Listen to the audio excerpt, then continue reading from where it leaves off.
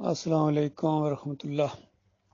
دیکھیے، یہ قرآن معجزہ ہے اور معجزہ عقل کو عاجز کر دیتا ہے کہ ایسی زبردست کتاب جس کے بارے میں مالک فرماتا ہے ذالک الکتاب لا ریب فیہ، یہ وہ کتاب ہے جس کے اندر شک بھی نہ کرنا، لا ریب فیہ، ذرا بال برابر تمہارے اندر یہ شک نہ آئے، یہ ابلیس تمہارے اندر شک نہ پیدا کرے، وسوسہ نہ ڈالے کہ یہ اللہ رب العالمین کی طرف سے ہے، پوری کائنات کا جو اکیلا مالک ہے اس نے اس کو نازل کیا ہے اور انسانوں کی ہدایت کے لیے اس کو نازل کیا ہے۔ اور یہ صحیح معنوں میں جو جوان مرد ہیں، جو جن کے دلوں کے اندر اللہ کا وقار ہے، اللہ کی عزت ہے، ان کی رہنمائی کے لیے ہے۔ باقی جن کے اوپر اس کتاب کا اثر نہیں ہوتا ہے، یہ اس لائق ہی نہیں ہے، ان کے لیے یہ کتاب اتری نہیں ہے، یہ طاغوت کے بندے ہیں اور طاغوت ان کو پٹک پٹک کے مارتا ہے، چونکہ طاغوت کی طرف انہوں نے رخ کیا ہے۔ تو یہ معاملہ ہوا ہے، بربادی اسی وجہ سے آئی ہے، یہ محمد حنیف صاحب کے ذریعے کہ انہوں نے طاغوت کی طرف رخ کیا۔ پہلے تھوڑی سی کمی محسوس کی انہوں نے، طاغوت کی جو ہے نا وہ رد کرنے میں ان کے اندر تھوڑی کمی آئی۔ یہی کیا کم جرم تھا جس کی نشاندہی کی تھی کل پاکستان شورا نے، جس کے اعظم صاحب ہیڈ تھے۔ تو حنیف صاحب کو بتایا کہ آپ کے اندر یہ ایسی چیزیں آئی ہیں، طاغوت کے بارے میں جو کمی آئی ہے آپ کے اندر، اور یہ کچھ مدانیت والا انداز، اور یہ نام نہیں لیں گے، یہ اس طرح کی باتیں، اس سے تو جماعت کی بنیادیں اکھڑ جائیں گی۔ کیا ہوا ہے آپ کو؟ یہ جماعت تو بنی ہی کفر بالطاغوت کے اوپر ہے، اور یہ جماعت دعوت اللہ نہ کرے، یہ جماعت طاغوت کے لیے کچھ نرمی دکھائے، تو پھر پیچھے رہ کیا گیا؟ پھر طاغوت کی نشاندہی کس نے کرنی ہے؟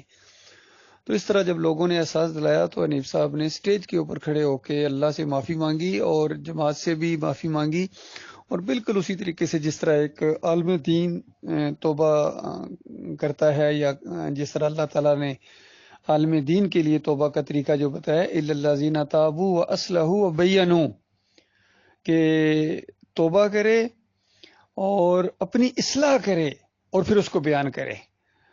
تو محمد حنیف صاحب نے توبہ کی، اس کو بیان بھی کیا، لیکن اپنی اصلاح نہیں کی۔ یہ بہت بڑا معاملہ پیش آیا ہے، اور ہم لوگ یہی سمجھے تھے کہ انہوں نے توبہ کی ہے، اب دوبارہ مضبوطی کے ساتھ پاؤں ان کے قدم رکھیں گے۔ اور ظاہر بات ہے، جب سچی بندہ توبہ کرتا ہے نا، سچی توبہ ہونی چاہیے۔ سچی توبہ کا پہلا اصول یہ ہے کہ انسان دل میں شرمندگی محسوس کرے کہ یہ میں نے کیا کر دیا ہے، مجھے اللہ معاف کر دے، آئندہ کبھی میں ایسا نہیں کروں گا، کبھی میں ایسا نہیں کروں گا۔ اور جن بھائیوں نے نشاندہی کی ہو ان کی بھی شکر گزاری ہونی چاہیے کہ بھائیو آپ کو اللہ اس کا اجر دے۔ تو اس طرح کے الفاظ حنیف صاحب نے بولے، لیکن اصل میں وہ دل کی گہرائی سے نہیں تھے، انہوں نے ثابت نہیں کیا، اس کو اپنی توبہ کو ثابت نہیں کیا۔ یہ پرابلم اصل میں ہوئی ہے۔ تو پھر ظاہری بات ہے، اگر اس طرح کا انداز اختیار کیا جائے تو پھر ظاہری بات اللہ کی پکڑ تو آتی ہے نا۔ شیطان نے ان کے اوپر سے نظر ہٹائی ہی نہیں، ان کی آنکھوں کے اوپر چڑھے ہوئے تھے، شیطان کی آنکھوں کے اوپر، شیطان نے لیڈر کو مارا ہے۔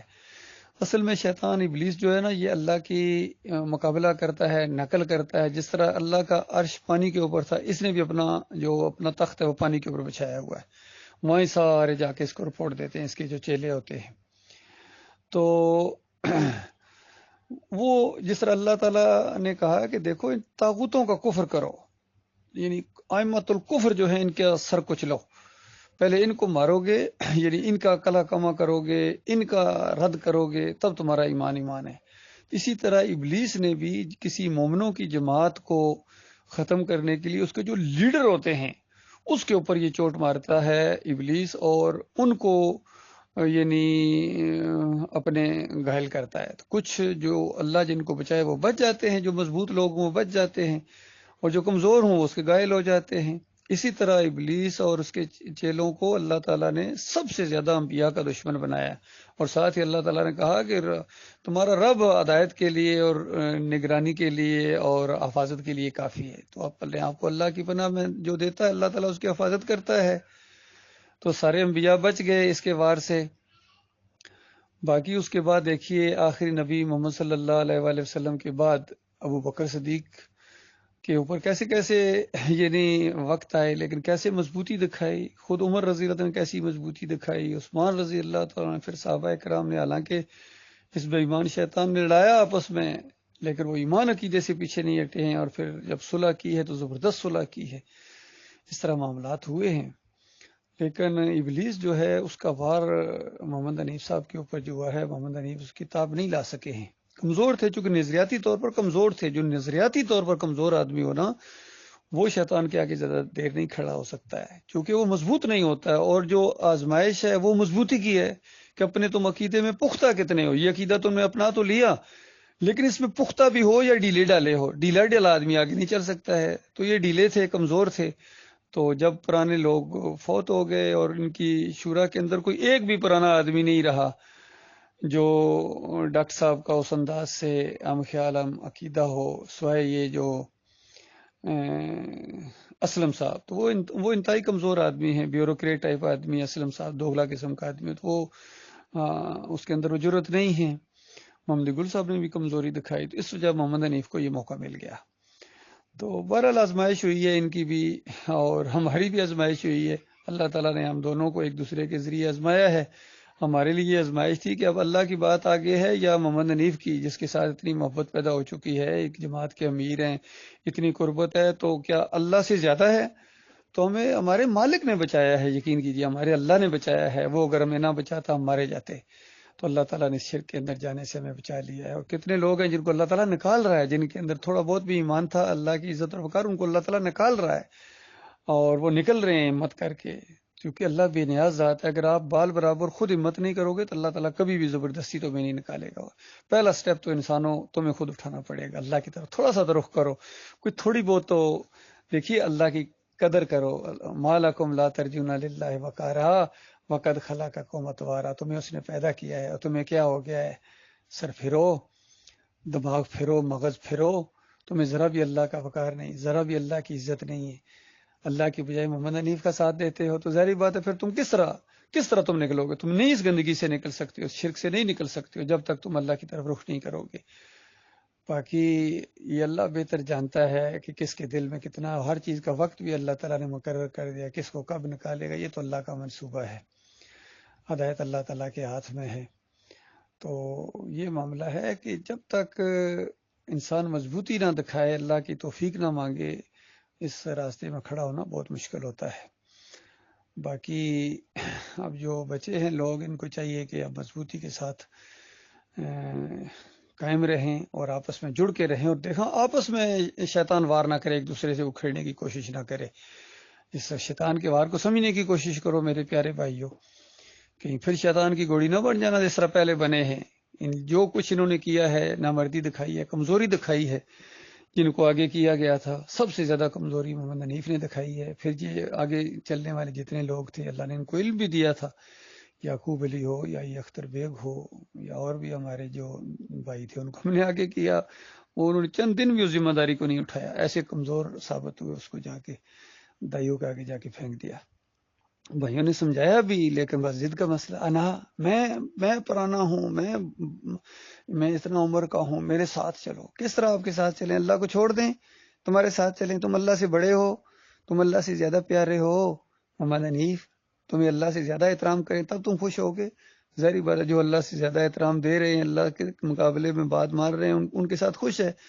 اور ہمارے ساتھ ناراض اس لیے ہے کہ ہم نے اس کو پیچھے ہٹا دیا، ہم نے اللہ کو آگے کر دیا، اللہ کی کتاب کو آگے کر دیا، اس کو پیچھے ہٹا دیا. تم پیچھے ہٹو، تم اب امام اور امیر تنظیم کیا، تم مقتدی بننے کے اب لائق نہیں رہے ہو.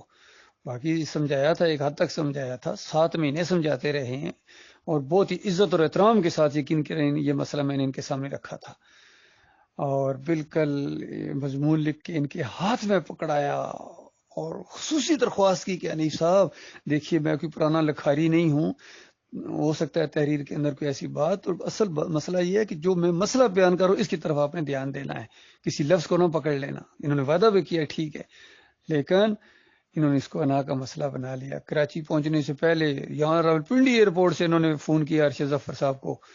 یہ سردار اشرف نے بات بتائی، ارشد ظفر نے سردار اشرف کو بتائی بات کہ محمد حنیف کا میری طرف اس طرح فون آیا. تو سردار اشرف نے مجھے بتائی کہ ارشد ظفر کو انہوں نے یہاں سے فون کر دیا تھا کہ ارشد کرم اللہ سے آپ دور رہنا، ہم بہت سخت تادیبی کارروائی اس کے خلاف کرنے والے ہیں. بتاؤ کتنا بڑا ظالمانہ سوچ ہے اس بندے کی. ایسا جج، ایسا حاکم، ایسا لیڈر یقین کرے اس زمین کے اوپر اس سے بڑا ظالم انسان نہیں گزرا ہے، نا انصاف انسان نہیں گزرا ہے.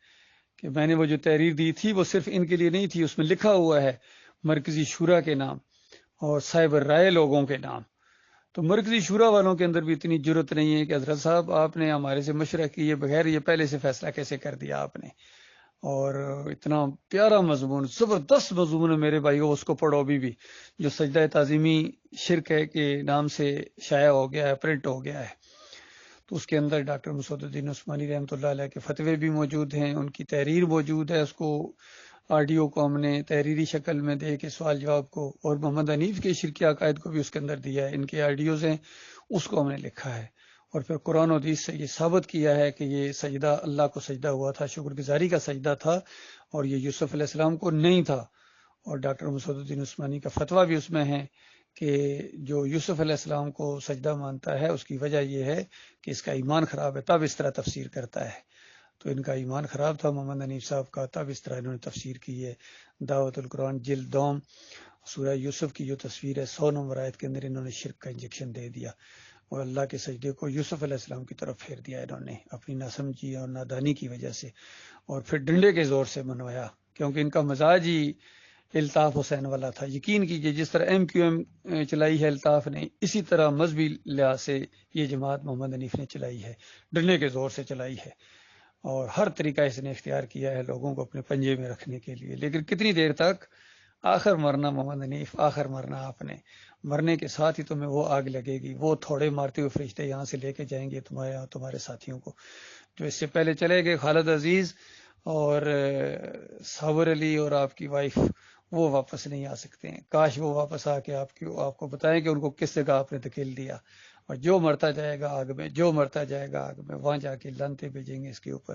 اس سے پہلے کافروں مشرکوں کے اوپر، مشرک مفسرین کے اوپر بھی لانتیں پڑی ہیں، ان کے اوپر بھی پڑیں ہیں، ان کے اندر شامل ہو گیا. ان کو ڈاکٹر مسعود الدین عثمانی رحمۃ اللہ علیہ اور ان کے ساتھیوں کے ساتھ ہمیشہ کی جنت اور فردوس کی بہاریں اس کو اچھی نہ لگی، اور لوگوں کو محمد حنیف کے ساتھ اور ابن کثیر کے ساتھ اور ان مشرکین کے ساتھ ہمیشہ کی آگ میں رہنا انہوں نے پسند کر لیا. یہ معاملہ ہوا ہے بھائی. باقی اللہ تعالیٰ جس کو اپنا بنا لے وہی بچے گا. یہی ابلیس نے کہا تھا کہ یا اللہ جس کو تو اپنا خالص کر لے گا اس کے اوپر میرا وار نہیں چلے گا، باقی سب کو میں نہیں چھوڑوں گا، گوڑی بناؤں گا ان کو. اور اللہ تعالیٰ نے کہا جو میرے مخلص ہوں گے، جن کو میں مخلص اپنا کر لوں گا، ان کے اوپر تیرا وار نہیں چلے گا. اللہ کا لاکھ لاکھ شکر ہے، مالک نے اپنا خالص کر لیا ہے. اللہ تعالیٰ نے دین کی سمجھ دی ہے، پوری طرح ایمان کو سمجھ گئے ہیں، شرک کو پہچان گئے ہیں، توحید کو پہچان گئے ہیں. مالک سے گزارش ہے، دعا ہے، مالک ہمیں استقامت دینا.